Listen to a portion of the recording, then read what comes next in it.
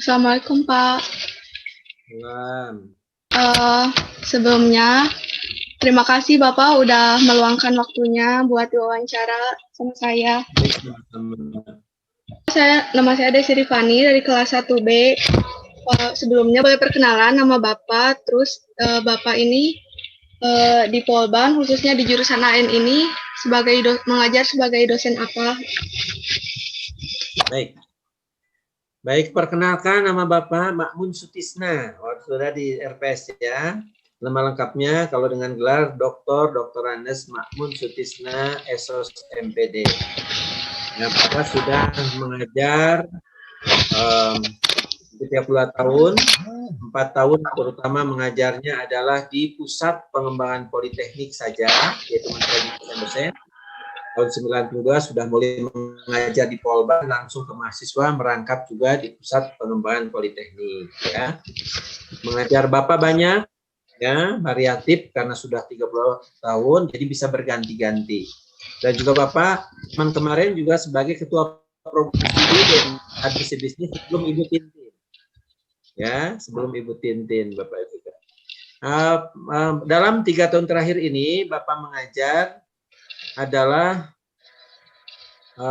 masih nih di bisnis Bapak mengajar, sekarang sudah digantikan yang lain bergulir, tapi yang masih sekarang dipegang adalah mata kuliah ITK 1, ITK 2, kemudian aplikasi kantor, otomatik kantor, electronic filing system, kemudian penciptaan bisnis, ya, penciptaan bisnis. Itulah yang Bapak pegang sekarang ya, dalam 3 tahun terakhir ini. Baik Pak, kalau untuk di jurusan administrasi niaga ini, kenapa Bapak tertarik untuk menjadi dosen ITK?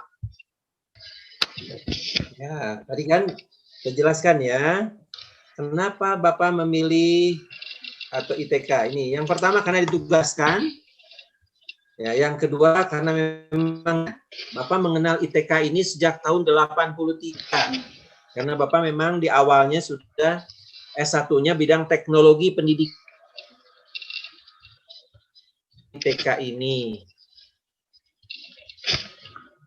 Ya, pengguna ITK. Kemudian Bapak juga dapat pelatihan-pelatihan banyak ini tentang ITK, ya, sehingga sangat senang. Nah, dengan memilih ITK ini, Bapak bisa mengetahui dunia dalam tak ada batas. Ruang dan waktu, kalau kita menguasai ITK ini, kita bisa mengetahuinya. Dan kalau kita menguasai ITK, berarti kita menguasai informasi. Informasi bagaikan darah dalam tubuh manusia. Jadi kalau kita menguasai informasi, kitalah orang penguasanya. Makanya dengan ITK ini bisa kita gunakan untuk bisnis, untuk komunikasi, untuk hiburan, untuk rekreasi, untuk berbagi, dan seterusnya. Banyak manfaat. Jadi Pak sangat berpengaruh gitu ya untuk dunia kerja nanti juga. Betul, ya. Tak ada satupun bidang kerja yang tidak perlu ITK.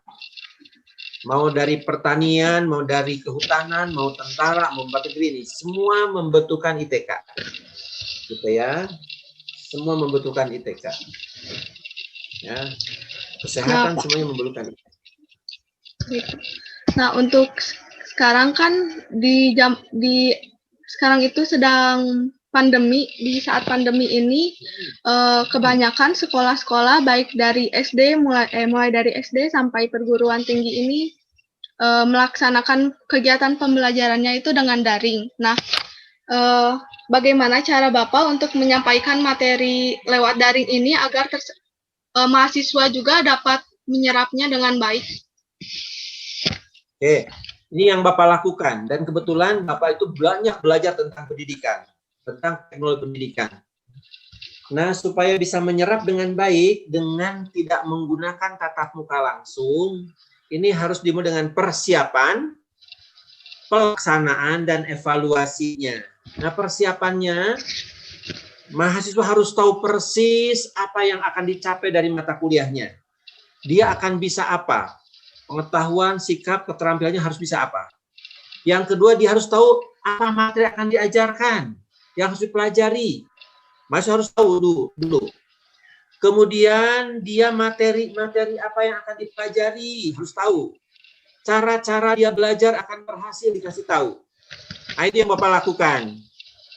Tugas-tugas apa yang harus dia kerjakan untuk menguasai materi itu Bapak lakukan dalam persiapan. Ketika pelaksanaan ini, gurunya ini supaya tidak terganggu, makanya dia harus punya platform yang berbayar. Ya, jadi jangan yang gratisan, suka terganggu, gitu ya. Kemudian dalam pelaksanaannya jangan satu arah, dosen ke mahasiswa saja. Harus dosen ke mahasiswa, mahasiswa ke dosen, mahasiswa ke mahasiswa. Semua aktif, semua belajar, semua mengajar, semua berlatih, semua dilatih. Semua mengetes, semua dites. Sehingga ini bisa belajar dari berbagai sumber. Baru untuk tatap muka tidak cukup, orang hanya bisa kalau dia melakukan, mendengar, ya, membicarakan. Dibarengi dengan platform yang lain untuk penugasan, latihan, mengerjakan tugas, ini dengan platform lain. Jangan hanya satu platform. Misalnya Bapak menggunakan Edmodo yang paling mudah, dan rata-rata mahasiswa sudah pernah menggunakan di SMU-nya. Iya, betul. Dengan cara itu, semua aktif, semuanya enjoy, dan hasilnya yang Bapak alami sudah berapa puluhan tahun ngajar nih, jarang yang jatuh dalam mata kuliah ini karena semuanya aktif. Semuanya belajar. Nah, gitu. Ya Pak, kalau misalnya untuk mahasiswa yang kurang aktif misalnya, terus nilainya juga kurang, bagaimana Bapak menyikapinya?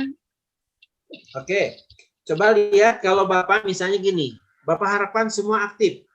Dia yang kelihatan Bapak diem, murung, Bapak langsung, kenapa kamu angkat tangan dari tadi? Bapak tunjuk silahkan. Nah, padahal Bapak tuh dia kelihatan sedang murung, dia sedang malaweng. Dia tidak fokus. Padahal Bapak bilangnya tidak, kamu enggak.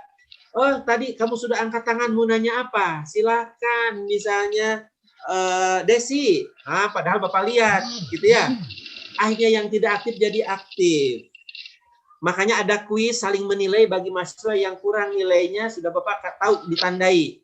Kasih tugas tambahan. Bapak sering nanya pada mahasiswa itu, biar dia aktif. Itu cara Bapak untuk tadi menangani mahasiswa yang kurang aktif, yang nilainya kurang bagus. Bukan? Oke? Ya Pak. Cukup? Kalau untuk ini Pak, satu pertanyaan terakhir lagi Pak. Kalau untuk kesan pesan Bapak selama mengajar di Polban itu apa Pak? Kesan dan pesannya? Ya. Kesannya adalah Bapak bangga menjadi dosen Polban. Polban institusi yang keren. Polban bisa punya reputasi nasional internasional. Kenapa? Karena alumninya tersebar di seluruh penjuru. Lihat review-review dari berbagai kalangan, Polban keren. Lulusannya cepat bekerja, kedudukannya bagus, gajinya besar, gitu ya? Iya. Gitu ya. Mahasiswanya pintar-pintar karena belajarnya keras.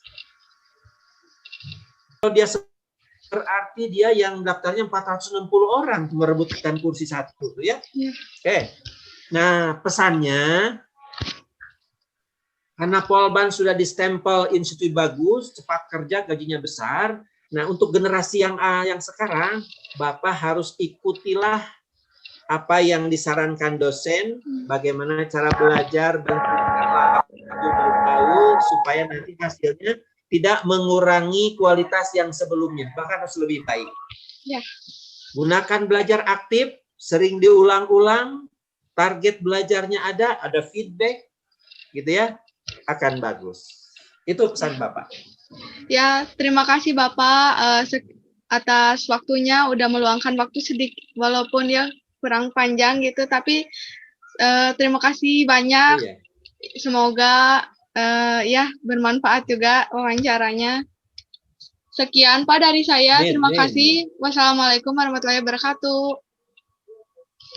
Waalaikumsalam.